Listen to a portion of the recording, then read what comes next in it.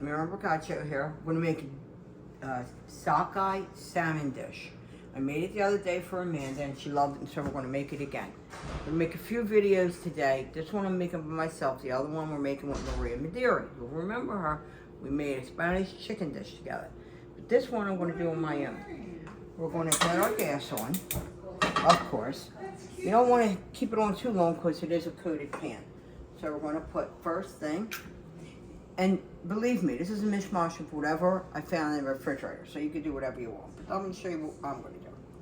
So here's some oil. You know me, about 2 tablespoons of oil. 2 tablespoons of oil.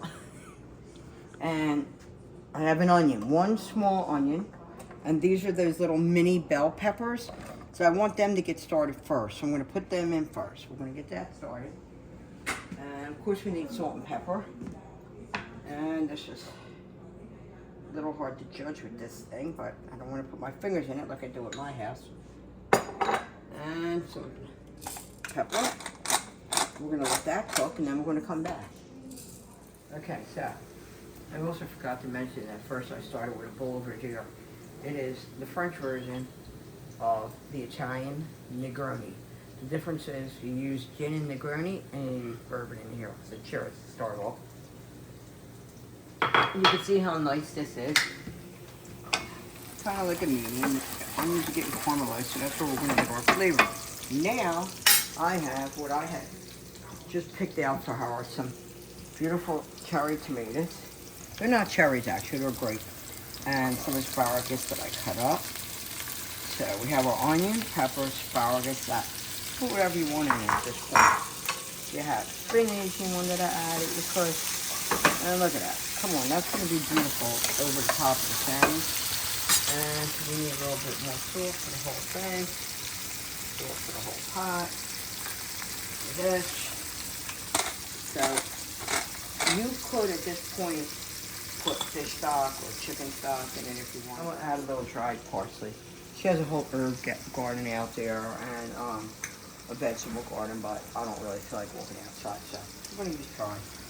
You know I love dried anyway. Dried parsley, that's my choice. Put whatever you want in it. Right now I want parsley in that, so got that cooking a little. I want to saute it a little before I put the water in. I don't want to blanch it. I want the water to become the sauce. I'm not poaching. But look at how beautiful that's starting to break down. Add about a half a cup of water. Just for some sauce. We want some sauce. Look at that. Add a little more if you want. But just make sure because you added water, you taste it, you add a little more salt. But I know it's going to need more salt. So it's beautiful. We're going to let that asparagus cook. Then we're going to cook our salmon, but we have so much to cook here. So we're going to start with this. I'm going to come back and show you the finished product later. We're also going to have pasta on the side heated that I made the other day with a spare rib sauce. So Amanda doesn't eat pork, so we had to go through making her the salmon, and that's why we're remaking it, because she loved the dish, so I'm making it again today. She will not eat the pork. We are going to enjoy that pasta leftover. We'll be back. So I have so much going on here. I have to pick and choose my pans, so I had to break this down into a small pan. I'm going to add about a teaspoon of fresh dill because everybody knows dill and salmon is a match made in heaven. So we will heat that up. I got my pasta heating. We have so much going on here. We're going to have a lot of food and a feast. Sockeye salmon, and it's known as red salmon, and it's wild. And this is for Amanda. I didn't have any salt on, pepper. And this has skin on it. So we're going to do skin side down. We're going to put olive oil.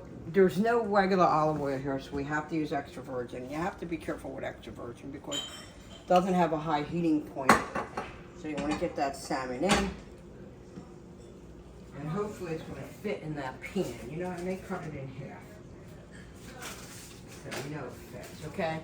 So we're going to put it side by side, skin side down. And that sizzle's a good sign. So let that cook. And Amanda likes it like a little bit medium, so it's only going to take like, I don't know, 5 minutes. We'll be back. Everything's a little bit messy here because we got 50 things going on, okay? So here is that sauce. Look at that. Come on. You're going to get better than that? Tell me. Look at that salmon. Isn't that fabulous? Look at that. So we want to move on. Finish. Let's get her a serving spoon. To the dining room with the salmon. Serving spoon for Amanda. Here you go. Beautiful. Dining room. Okay. Beautiful. Oh, what a night. All right, we're having dinner tonight. Outside. Inside, but outside. A nice, beautiful, screened-in dining room. Looking at the Hudson. So here's the salmon dish finished up. Doesn't that look beautiful? Amanda loved it. Like I said, I made it twice. The other night, and we're making it tonight. And this is the leftover pasta with the spare rib gravy, which I think I have that video on YouTube if you're interested in watching it. It's really a good one. So I want to thank everybody for watching my videos. If you like them, please share them. And I want everybody to stay safe out there and cheers, everybody. Thank you.